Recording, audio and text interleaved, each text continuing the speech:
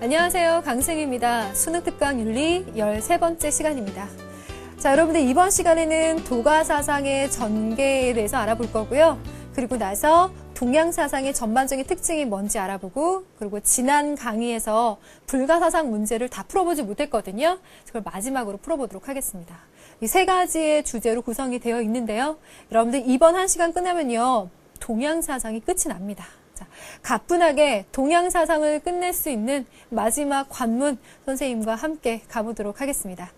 자, 오늘의 주요 주제와 출석 체크를 해보자 라고 한다면, 지금 말씀드린 것처럼요, 도가사상이 전개됐을 때 어떤 것이 나타났는가, 세 가지 말씀드릴 거거든요. 그거 체크를 잘 해보시면은요, 그 전에 있었던 노자와 장자 사상에 비해서 이 도가사상의 전개에서는 어떤 특징이 나타나냐가 보이실 거예요.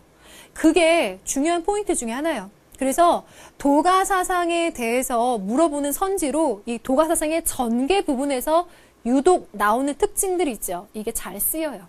그래서 그 전반적인 특징을 한번 찾아내시는 게 오늘의 첫 번째 중요한 포인트 중에 하나고요. 그 다음 동양사상의 전반적인 특성을 마지막으로 다룬다고 했는데, 지금까지 유가, 불가, 도가를 비롯한 여러 가지 사상들을 봤을 때 이들 동양사상이 어떤 특징들을 보이는지를 선생님과 한번 싹 정리를 해볼게요. 이런 것들이 뭐 서양사상에 비해서 어떤 특징적인 면들을 갖고 있나 한번 이해를 해두시면 될 겁니다. 자, 그러면 선생님과 오늘의 첫 번째 주제, 도가사상의 전개 부분을 한번 알아보도록 할게요. 도가사상의 연원에서는 여러분들이 노자와 장자의 세상을 분명히 배우셨어요. 그 노자와 장자라는 도가사상이 어떤 것을 지향했는지를 꼭 한번 알아두세요. 다시 한번 체크를 해두신 다음에 오늘 들어가는 전개 부분에서 여러분들이 적용하실 만한 것으로서 하나 얘기를 드릴게요. 여러분들 한나라 시대에 그 나라를 다스리던 굉장히 중요한 이념으로서 작용했던 것이 바로 유학이죠. 이 유학이 통치 이념으로서 지배력을 상실하기 시작해요. 그 길목에 바로 이 도가사상의 전개 부분이 치고 들어오는 겁니다. 그래서 위진 남북조 시대까지 가게 되면은요, 오히려 이 유학이라고 하는 것이 힘을 급격하게 상실하게 되고, 그 유학을 열심히 공부하면서 세상에 나아가고자 했던 그 지식인들의 상실감을 대변해 주는 것이 바로 도가사상의 특징적인 면으로 나오게 됩니다.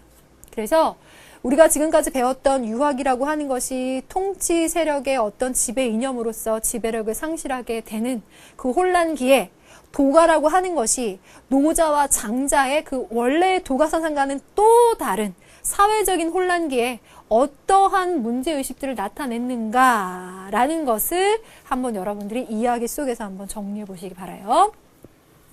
도가사상의 전개. 자, 거기에서 첫 번째 얘기할 수 있는 것은 황로학파입니다. 황로학파, 황로학이라고 말할 수 있는데요. 여기에서는 황제와 노자를 숭상하는 학파라고 하는 것이 기본적인 개념입니다. 황제와 노자를 숭상한다. 그럼 여기서 말하는 황제라는 인물은요, 삼황오제의 한 명으로서 나중에 용을 타고 승천했다는 전설적인 인물이에요. 이 황제와 처음에 도가에서 등장하는 노자를 그 자신들의 개념에 있어서 기본적으로 세워놓는 그 학파를 얘기합니다. 황제와 노자를 숭상한다. 그래서 황로학파가 되고요. 두 번째는 이들이 추구하는 것이 청정무위를 추구한다.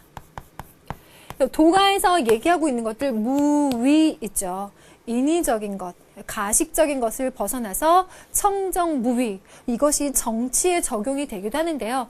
이러한 방향들을 추구하는 것이 바로 황로학파의 기본적인 방향이고, 이들은 언제 나타났는가? 한나라 초기에 나타났습니다. 그래서 당시에 그 지배 계급에 있었던 사람들뿐만 아니라 여러 사람들에게서 이런 황로학파의 방향이 이렇게 매력적으로 보였다고 해요.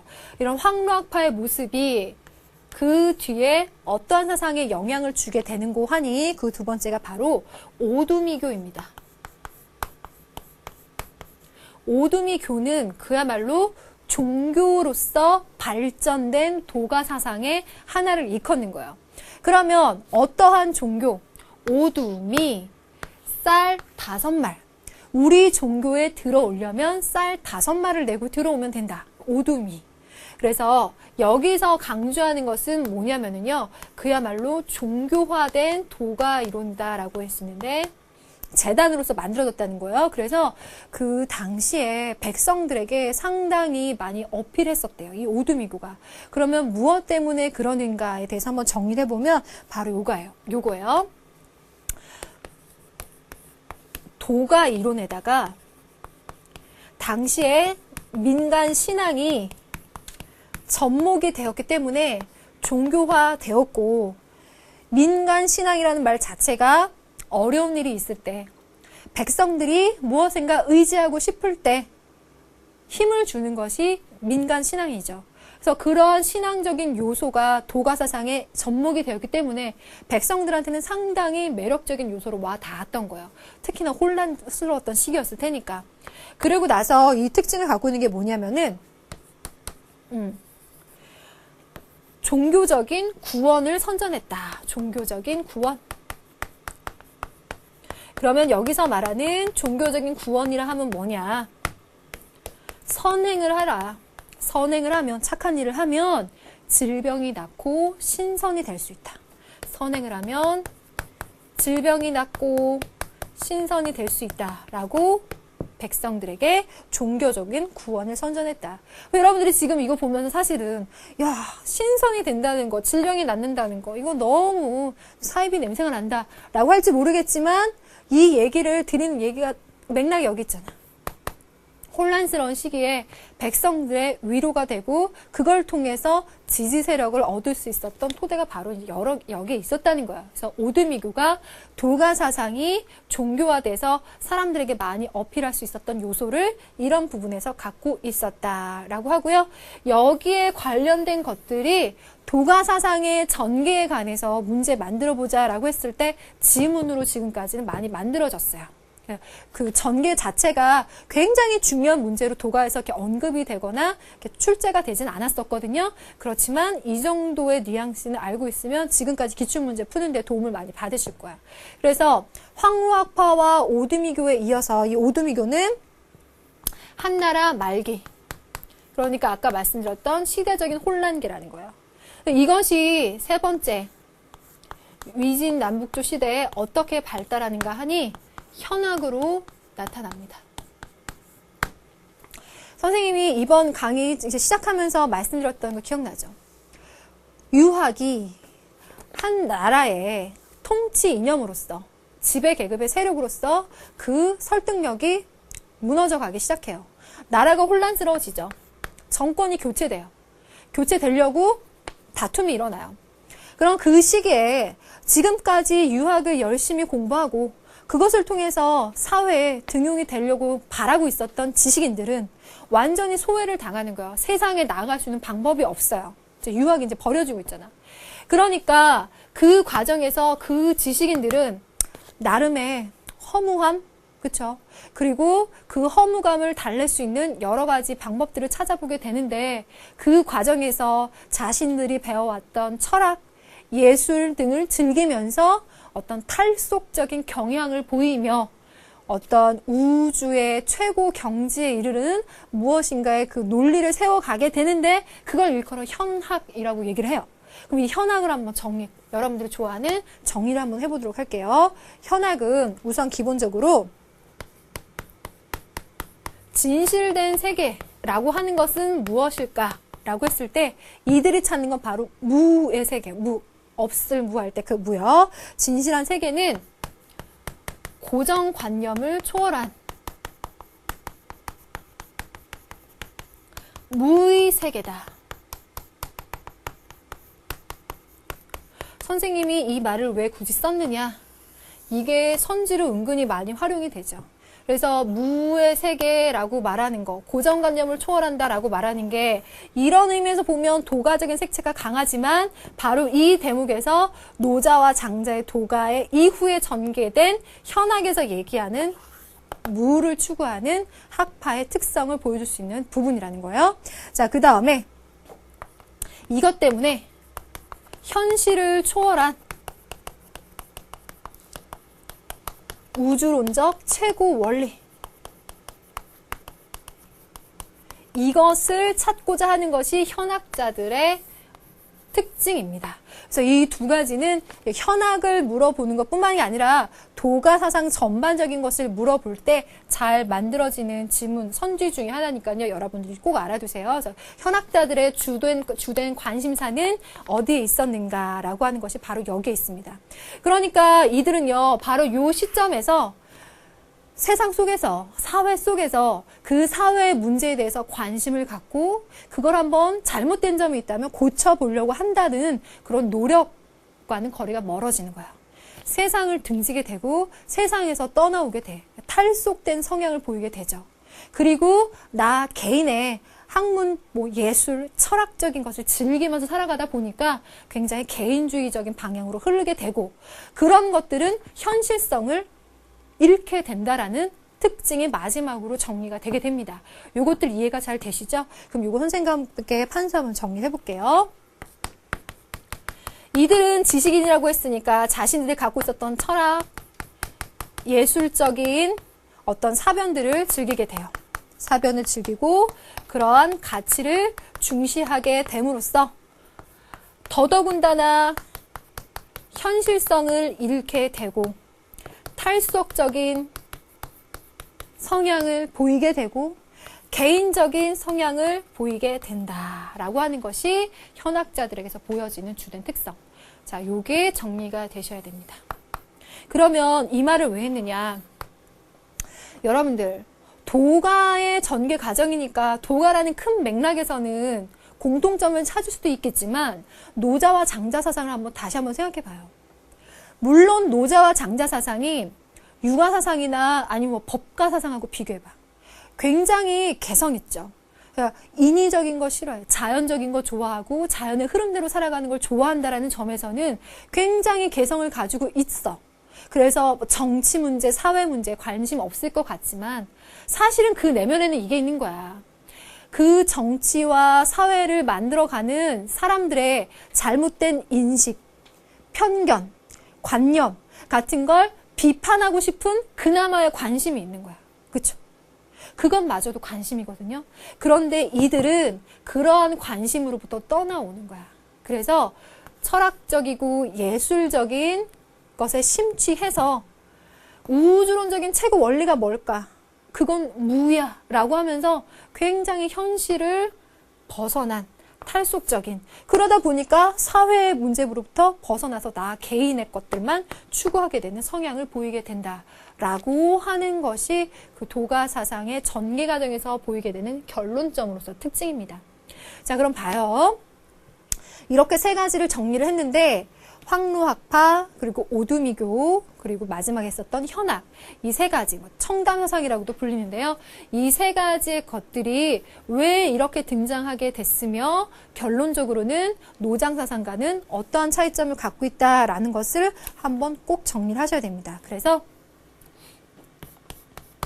원래의 성격과는 달리, 원래의 성격은 뭐예요?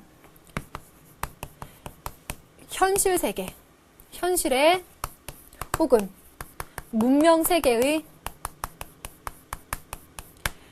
비판하려는 관심이 있어요.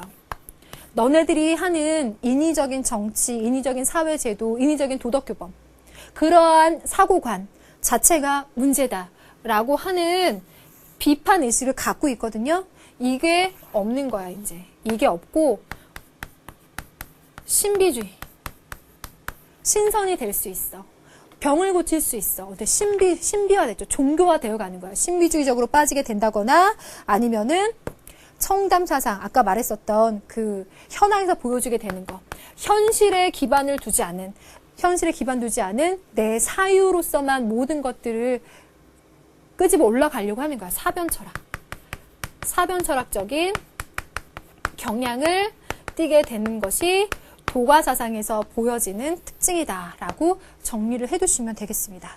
자, 그리고 개인주의적인 성향도 아까 말씀을 드렸으니까 도가 사상의 전개에서 보여지는 내용들 이 정도면 정리가 될 것 같아요. 그러면 요거 문제 한번 적용해 볼까요? 문제가 한 문제밖에 없죠. 도가 사상의 전개에 적용할 수 있는 거 하나. 자, 여기 지울게요. 가를 지장한 사상가가 나의 관점을 지닌 사상가에게 제시할 수 있는 조언으로 가장 적절한 게 뭐냐? 가번. 도를 도라고 말로 표현하면 그것은 항구불변하는 본연의 도가 아니야. 무명은 천지의 시작이고 유명은 만물의 어미야. 어때요? 도라고 하고 있는 것은 이 세상을 이루는 근간이 되는데 그거는 인간의 언어로 표현할 수 없다. 라고 얘기하고 있는 거는 도가 사상, 노자의 사상이죠. 그래서 우리가 노자 사상 배울 때 이 부분에 대해서 언급을 했었어요. 그럼 노자 입장에서 봤을 때 나번을 볼게요. 눈앞의 현실 세계는 다만 인간의 고정관념에 의해 이루어진 것이고 진실한 세계는 고정관념을 초월한 무의 세계다. 그러면 어디? 현학. 무는 통하지 않음이 없으며 거치지 않음이 없다. 고요하고 몸체가 없어서 형상할 수가 없다. 모든 유는 무에서 비롯되었다. 그러므로 유에 집착하지 말고 무의 경지에 관심을 집중해야 한다. 그래서 지금 여기서 말하고 있는 것은 무라는 경지를 지금 추구하고 있는 거야. 그래서 현학자들이 말하고 있는 현실성에서는 거리가 떨어지는 굉장히 사변 철학으로 그 성향을 특징 지을 수 있는 현학자들을 말하고 있습니다. 그러면 이 문제의 뜻은 이거야. 원래의 도가 사상에 비해서 그것이 전개되어 나가는 과정에서 어떤 특징들이 보였겠느냐라는 것을 이해했는지 묻고 있죠. 1번. 현실 사회의 모순 극복에 관심을 가지려고 노력해야 한다. 어때요? 얘가 정답이에요. 아까도 말씀드렸듯이 특히 노자 같은 경우는 뭐 무위지치라던가 소국 과민 그래서 현실 세계에서의 어떤 사회, 정치의 모습에 대해서 가르침을 주려고 하죠. 그리고 꼭 그렇지 않더라도 인위적인 현실 문명에 대한 비판 의식을 갖고 그러한 자신들의 의견을 제시하는 겁니다. 근본적으로는요. 하지만 여기서 보여지는 것들은 그러한 것들에 대해서 관심이 떠나 있고 허무주의적이고 우리가 현실과는 가려면 무를 추구하고 있다는 것 자체가 너무 개인주의적이고 탈속적인 성향을 갖고 있지 않느냐라는 비판을 받을 수 있을 만한 요지를 갖고 있어요. 그래서 1번이 정답이 됩니다. 그러면 2번 한번 볼까요? 사회적 규범과 제도의 필요성을 인정하고 존중해야 된다를 도가, 노자적인 성향에서는 말할 수 없죠. 그래서 틀리고요. 3번. 초월적인 원리에 대한 형이상학적인 사유를 중시해야 된다라고 말하는 것도 역시나 관련성 없고 4번 갑니다. 세속적 윤리의 구속에서 벗어나 정신의 자유를 추구해야 된다라고 말했는데 정신의 자유 추구하는 거 그렇지만 여기서 틀린 말은 세속적 윤리의 구속에서 벗어나라, 정신적인 자유를 추구해야 된다라고 하는 말들은 도가에서 지금 현학, 더군다나 탈속적인 성향을 갖고 있는 현학에게 할 수 있는 적절한 조언은 안 되겠죠. 5번. 인간의 선한 본성을 신뢰하고 그것을 확충하려고 노력해야 된다는 딱 유가적인 입장이죠. 성선설을 기반에 둔 유가의 입장에서 말하고 있는 거니까 도가가 얘기해줄 조언은 아니겠죠. 그래서 5번 선지 같은 경우를 제외하고는 이제 나머지가 그냥 여러분들이 그냥 좀 쉽게 제외할 수 있는 그런 오답지로 만들어져 있네요. 자, 이렇게 해서 도가 사상의 전개 과정에서 보여지는 특성과 그것을 문제에 적용시키는 과정을 한번 거쳐봤어요. 그러면 첫 번째 주제가 해결이 됐고 두 번째 주제로 갈게요. 여러분들 이렇게 되면 동양 사상을 이미 이제 다 배운 거예요. 유가, 불가, 도가 중요한 세 맥락 다 배웠고요. 그 외에 나오는 것들까지 다 배웠는데 이러한 동양 사상들이 갖고 있는 특징이 뭘까? 이거에 대해 선생님과 정리해 보도록 합시다. 동양 사상의 특징 이번 시간의 두 번째 주제입니다. 여러분들 지금까지 동양 사상을 보니까 어떤 것들이 특징적으로 보이세요? 사실은 하나하나 진도 나가면서 각각의 특성과 다른 학파들과의 차이점 같은 게 더 눈에 많이 띄게 되죠. 하지만 지금은 눈을 좀 넓게 갖고 거시적인 관점에서 이들이 궁극적으로 지향하고 있는 큰 맥락만 잡아두시면 돼요. 자, 그게 뭔지 첫 번째부터 정리해보면 우선은 인본주의적인 학문이라는 거예요. 여기서 인본주의라 함은 이런 뉘앙스가 있습니다. 자, 유불도에서 이렇게 여러분들 한번 봐요. 거기에 신이 등장해요. 신. 하느님과 같은 절대자, 절대신, 인간이 도달할 수 없는 신의 존재가 등장하지 않죠. 그래서 다만 이상적인 인간상은 등장해요. 이 이상적인 인간상이 무엇인가를 제시하면서 그것이 되기 위한 개개인들의 수양, 수기를 강조하고 있죠. 그러니까 이것들은 신본주의가 아니라 인본주의야. 너희들이 중심이 돼서 이 세상에서 열심히 살면서 이상적인 인간에 도달하도록 해라. 이런 거죠. 그리고 신이 이 세계를 어떻게 창조했고 그래서 인간들은 어떠하고 이런 것들이 아니라 인간들의 어떤 삶을 이상적인 수양 수기를 위한 그 인간상을 도달하기 위한 삶의 모습에 대해서 강조하고 있다. 그래서 인본주의라고 정리를 할 수가 있겠습니다. 자, 그러면 두 번째로 가볼까요? 요것과 연관이 되는데 동양 사상들은 공통적으로 개인의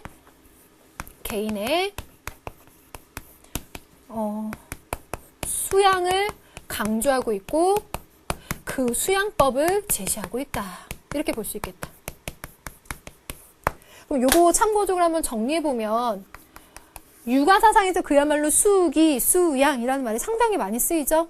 그래서 우리가 성리학하고 양명학 같은 데 정리해보면은 거기에서 특히나 개개인들의 수양법이 뭔지 잘 제시가 되고 있죠.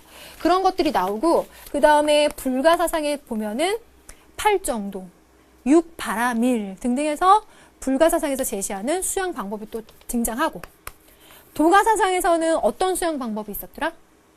장자로 가보게 되면 좌망, 재물 해서 심재 이런 경지까지 여러 가지 수양 방법들이 제시가 되고 있어요. 그래서 전반적인 눈에 띄는 특징을 보게 되면 개인의 수양을 강조하면서 그 구체적인 수양 방법을 제시했다까지 정리할 수 있을 거고요. 세 번째 특성으로 갑니다. 세 번째 특성에서는 일상생활에 도움이 되는 지혜를 제공한다라는 거예요. 우리가 지금 방금 현학 같은 거 보게 되면 현실성이 없다 이런 얘기도 하긴 하지만 그 외의 다른 사상들을 보면요. 단순히 어떤 그 지식으로만 추구하려고 하는 게 아니라 그 지식의 근간은 다 뭐예요? 우리 인간들의 일상생활 속에서 고민되는 것들, 도덕의 문제, 사회를 다스리는 문제, 법의 문제, 기타 등등, 사람들과의 관계의 문제 이런 것들 일상생활에 도움이 되는 지혜를 제공하고 있는 게 동양 사상에서 우리가 찾을 수 있는 좋은 점 중에 하나다. 이렇게 정리할 수 있겠다. 그다음 네 번째로 가보도록 하겠습니다. 그런 점에서 또 하나 보면 선과 악의 기준을 명확히 세우려고 하는 특징도 보여지게 돼요. 그래서 분별적인 사고 이런 맥락에서 하려고 하는 건 아니고 어때요? 육아에서도 보면 도덕적인 인간이 되기 위해서 그 인간이 되기 위해서는 어떻게 해야 되는지 제시할 거 아닙니까? 그러다 보면 그들의 입장에서 선이라고 하는 것과 악이라고 하는 것의 방향이 결정되겠죠. 그리고 불가와 도가에서도 역시나 이상적인 인간상이 되기 위해서 추구해야 될 것과 그러지 말아야 될 것이 구분이 되다 보니까 일상생활 속에서 우리가 해야 될 것과 하지 말아야 될 것 그런 기준을 지침을 마련을 해주겠죠. 그런 점에서 의미가 있다고 하겠습니다. 그 다음에 다섯 번째 중요한데요. 동양 사상에서 보여지는 두드러진 특징 중에 하나는 생명 존중. 그리고 자연과의 조화. 자연과의 조화를 강조하는 건 도가사상에서 특히 잘 보여지고 생명 존중을 얘기하는 것들은 도가사상뿐만이 아니라 불가사상에서 자비를 얘기하게 되죠. 그런 것들을 보게 되면 인간과 그 다음에 인간이 아닌 다른 자연물들을 대립적으로 보면서 자연은 인간이 정복해서 사용해야 될 대상으로 보게 되는 어떤 그 서양의 그리스도교적 인간과는 달리 상당히 모든 생명을 존중하고 자연과의 조화를 추구하는 특징을 보이고 있구나.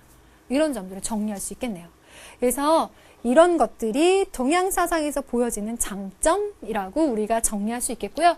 요거를 문제에 적용시켜 보도록 하겠습니다. 자, 화면 한번 보시죠. 47쪽을 펴보세요. 수능 실전 문제 8번이 있습니다. 자, 8번 보시면 밑줄 친 주장을 뒷받침해 주기에 적절한 진술을 보기에서 고른 것은 동양윤리의 대표적인 특징으로는 다음과 같은 몇 가지를 뽑을 수 있다. 우선 동양윤리는 인간을 중심으로 해서 전개되는 인본주의적 특징을 지니고 있다. 아까 말씀드렸고 유불도 등은 창조주라든지 절대자를 인정하지 않아요. 여러분들 불교에서 말하는 부처님이라고 하는 게 절대자라고 생각할지 모르겠지만 어때? 불가에서는 모든 사람이 불성을 가지고 있다고 하죠. 그 불성을 깨달음으로써 누구나가 다 부처의 경지에 도달할 수 있다라고 말하죠. 그래서 그 절대자가 아닌 거야. 누구나가 다 도달할 수 있는 수기수양에서 그렇게 해야 하는 경지인 거지. 그래서 절대자를 인정하지 않는다라는 표현이 그래서 나오는 거죠. 또한 동양윤리는 우주의 생성 순환 원리와 인간의 존재 생활 논리를 하나로 보았다. 이게 지금 문제에 적용되는 중요한 것 중에 하나인데 어때요? 우리 성리학에서 이기론 같은 거 생각나세요? 그리고 도가에서 말하는 도의 원리 어때? 우주 만물의 이치 그것이 인간 생활에 적용되는 것으로서 굉장히 철학적인 사고를 하고 있죠. 그래서 이게 바로 동양 사상의 특징 중에 하나. 그래서 이 부분을 여러분들 여기다가 하나 추가해 주시면 되겠습니다. 그래서 우주의 생성 순환 원리 이것과 인간의 생활에서 적용되는 원리, 현실에 적용되는 원리와 함께 접목해서 굉장히 철학적으로, 고차원적으로 사유했다라는 걸 알 수가 있습니다. 그래서 이 부분이 바로 본문에서의 지문이죠. 또한 동양윤리는 우주의 생성 순환 원리와 인간의 존재 생활 원리를 하나로 보았다라고 하는 부분에 대한 진술을 맞는 것을 고르는 것이 바로 이 문제에서의 의도예요.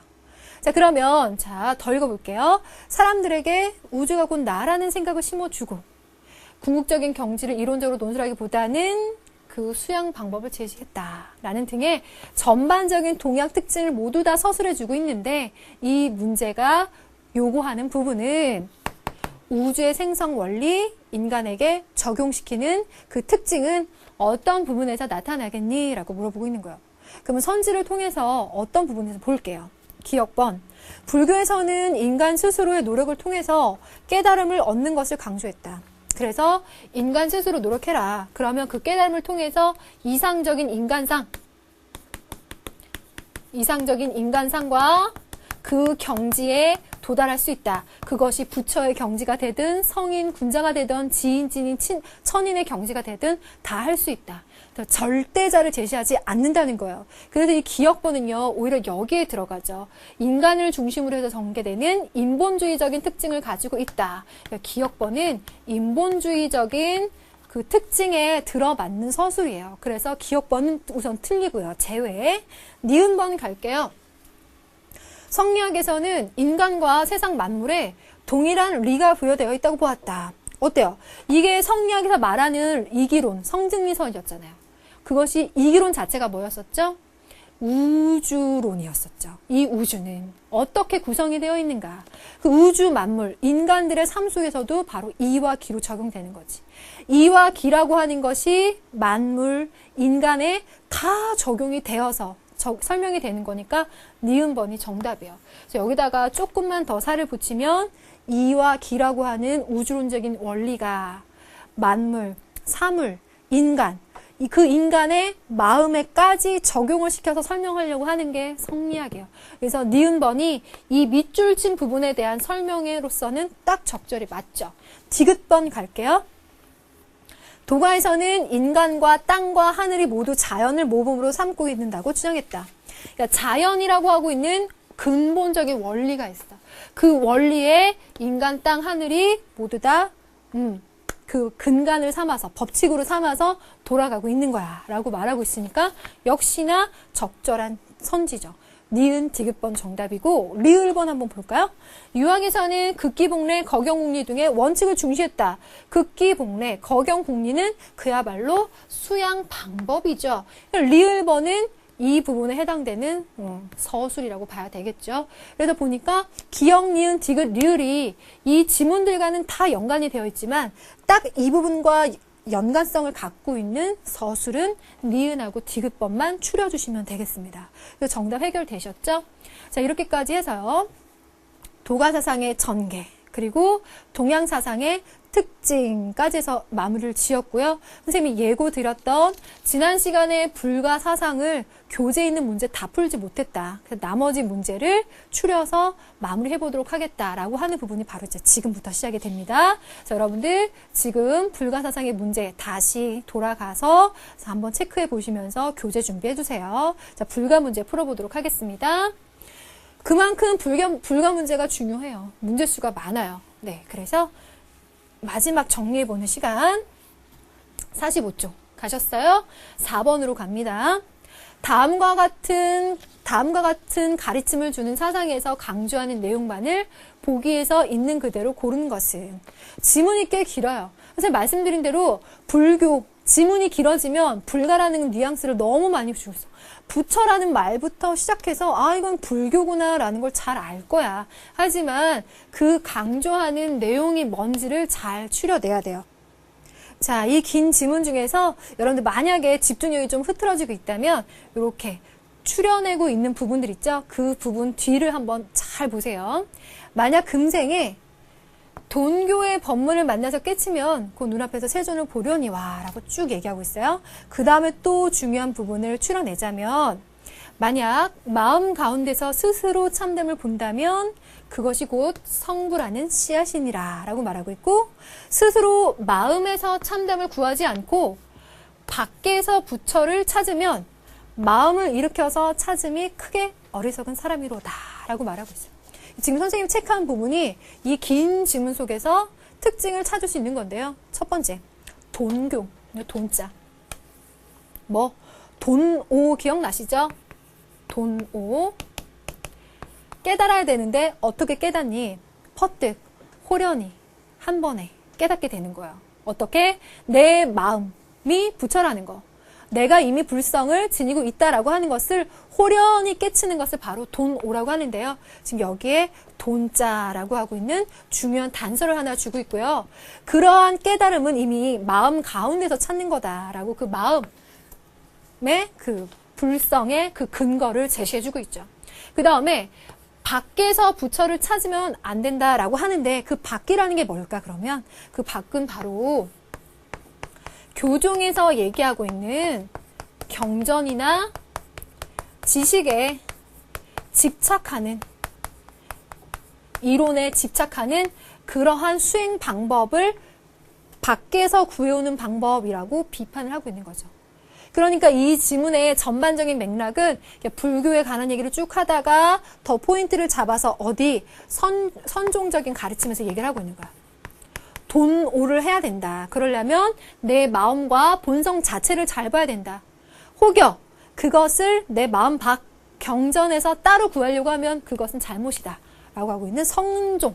선종에 관한 종지를 여러분들이 기역, 니은, 디귿, 리을 중에서 찾으면 돼. 자, 그럼 볼게요. 기역, 견성, 성불 어때요? 내 본성을 잘 들여다보면 그것이 곧 부처라는 것을 알기 때문에 성불할 수 있다는 거야. 내 본성. 그 다음 디귿, 직지, 인심, 나의 마음에 곧 부처의 가능성이 들어가 있죠. 그러면 기역과 디귿이 선종에 관한 종지로서 딱 맞겠네요. 그래서 이것을 이제 외울 수 있다면 이 정도의 문제는 적용이 되겠지만 꼭 이렇게 아주 좀 쉽게 물어보는 문제가 안 나올 수도 있거든요. 그러니까 이 성이라고 하는 거, 심이라고 하는 게 왜 여기서 중시하는 건지 그걸 꼭 알아주세요. 이 문제를 통해서. 그러면 니은하고 리을은 왜 틀렸는지 한번 얘기해 볼까요? 봐요. 교관 겸수 그리고 도노 점수라고 얘기하는 것은 모두 다 교종과 선종의 조화를 얘기하고 있는 거죠. 이 교종과 선종의 조화를 얘기하고 있는 한국 불교를 말하고 있는 거예요. 한국 불교에서는 원효 다음에 고려시대로 의천과 진울이라는 인물이 나옵니다. 그쵸? 이 의천과 진울이라는 인물이 교종과 선종의 조화를 추구하게 되는데 두 사람 간의 차이점은 의천은 교종 중심으로 선종을 조화시키려고 한 점, 진울은 선종 중심으로 교종을 조화시키려고 한 점, 이러한 점에서 차이점을 들고 있어요. 그래서 이들이 강조하고 있는 종지가 바로 이거예요. 교관, 겸수, 도노, 점수라고 말하고 있는데 이것은 교종에서 말하는 점진적인 수행과 함께 선종에서 말하고 있는 어떤 한 번의 깨달음, 이것이 같이 가야 된다는 거. 그래서 한 번에 깨달았더라도 내가 점진적으로 계속 수행해야만 성불할 수 있다, 부처가 될 수 있다, 깨달을 수 있다 라고 얘기를 하는 겁니다. 그래서 니은과 리을은 지금 단원에서는 거론되지 않은 부분이에요. 그래서 이 지문은 선종만을 얘기하고 있는 것이고 니은과 리을은 선종만을 얘기하는 것이 아니라 선종과 교종의 조화를 추구하고 있는 선지구나. 그래서 오답이구나 라고 알아두시고 이거는 다음 강의에서 한국 불교할 때 다시 배워야 되는구나 라고 정리를 해두시면 되겠습니다. 자, 됐죠? 그러면은 다음 문제 가보도록 할까요? 이제 5번입니다. 다음의 가상 대화에서 갑에 비해 을이 더 강조하는 내용으로 적절한 것은, 갑과 을이 나오고 있습니다. 지금 여기가 갑, 여기가 을 맞죠? 자, 갑. 몸은 진리의 나무이고 마음은 밝은 거울과 같으므로 점진적으로 수행하여 티끌과 먼지가 묻지 않도록 하면 부처의 경지에 이르게 됩니다. 이 한 문장에서 여러분들 절대로 놓치지 말아야 될 포인트를 잡아보세요. 수행은 어떻게 해라? 점진적으로 해라 라고 말하고 있어요. 점진적으로. 반면에 을로 갑니다. 자성은 본래 청정함으로 돈교의 큰 가르침을 깨치면 서방정토를 찰나에 볼 것이요. 그렇지 못하면 연부를 해도 극락왕생하기 어려울 것입니다. 선생님 봤을 때는 두 가지의 중요한 단서가 보이는데요. 어떻게? 돈교, 돈오, 퍼뜩 깨닫는 거예요. 그쵸? 호련히. 그리고 서방 정토를 어떻게 찰나에 볼 것이라는 거야. 한 번에 찰나에 볼 수 있을 거라는 거야. 그래서 갑과 을을 보니까 둘 다 불교야. 불교인 건 알아. 그림 자체가 불교라는 거 알려주고 있죠. 그런데 이 불교에서 추구하는 깨달음으로 가는 방법이 두 사람이 다른 거지. 갑에서는 그 깨달음을 점진적으로 가는 거야. 그러면 그 점진적으로 갈 때는 어떻게? 지금까지 전해져 오는 경전을 통해서 그 경전의 이론을 공부하면서 점진적으로 차곡차곡 깨달음을 쌓아가는 거죠. 그러니까 바로 교종적인 방법이겠네. 반면에 을에서는 그럼 을은 선종이야 이러지 말고, 자, 을에서는 퍼뜩 깨달아야 돼. 찰나에. 어떻게? 경전을 통해서 그 이론을 배우려고 하다 보면 너무 형식적이고 교조화된 그런 성향을 보이게 되니까 그것을 비판하면서 내 마음이나 본성 자체에 부처가 있다는 것을 호련히 깨닫자라고 하는 선종적인 수행 방법을 얘기하고 있죠. 그랬을 때 갑에 비해 을이, 주인공은 을이야. 선종인 거야. 그래서 이 문제도 역시 선종에 관한 이론으로 가장 적절한 것을. 그럼 1번 볼게요.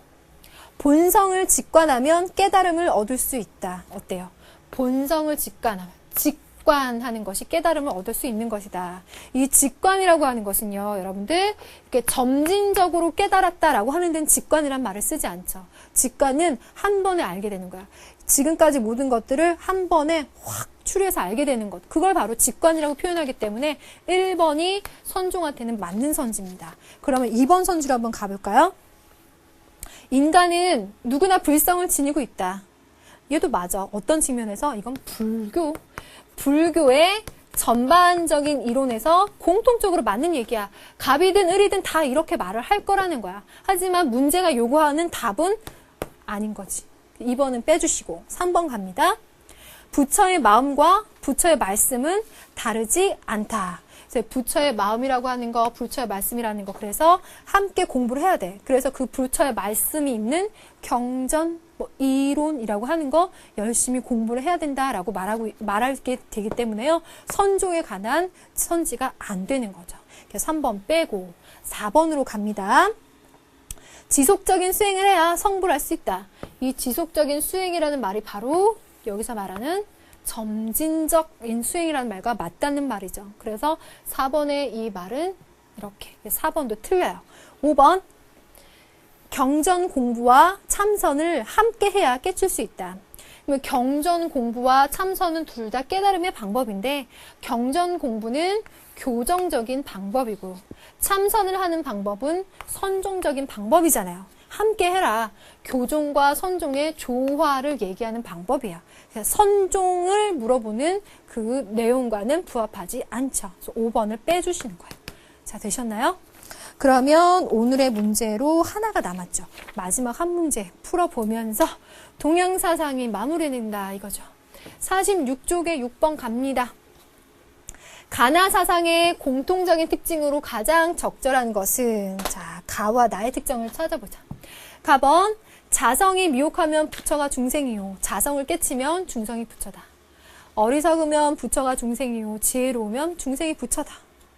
마음이 험악하면 부처가 중생이요. 마음이 평등하면 중생이 부처니 한평생 마음이 험악하면 부처가 중생 속에 있다. 만약 한 생각 깨쳐 평등하면 곧 중생이 저절로 부처가 되니 내 마음에 스스로 부처가 있기 때문이다 라고 얘기하고 있어요.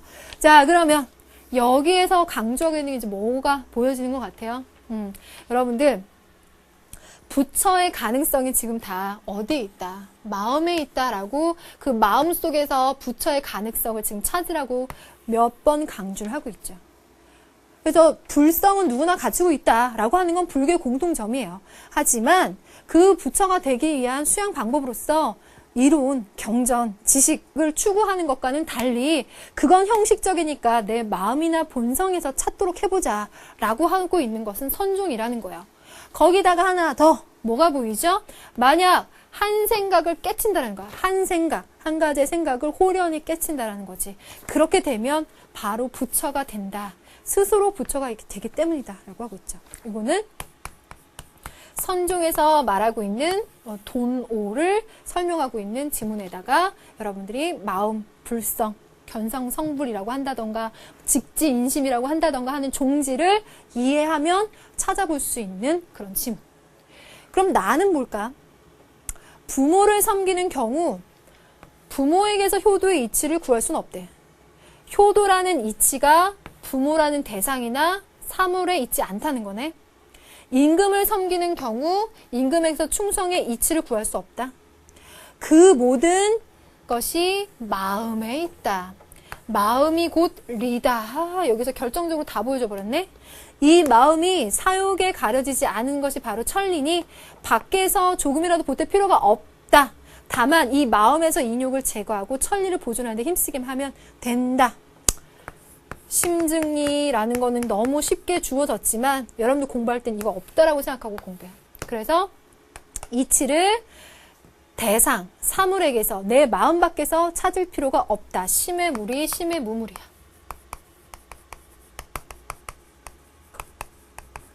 자, 그러한 단서까지 나왔고요. 밖에서 조금이라도 보탤 필요가 없다라고 하는 것이 이치가 나에게, 나의 마음속에 있다라고 하는 것을 얘기해주고 있어요. 그러니까 나번은 양명학이다. 그러고 보니 선종과 양명학의 공통점을 찾으라는 거야. 이런 문제는 앞으로도 여러분들 계속 등장할 거거든요. 중요한 문제야. 봤을 때 뭘 공통적인 특징으로 찾을 수 있을까라고 생각해 보니까 우선 첫 번째가 이치라고 하는 거, 깨달음을 얻을 수 있는 이치라고 하는 게 둘 다 공통적으로 어디에 있다? 마음에 있다라고 강조하고 있는 건 이미 보이시죠?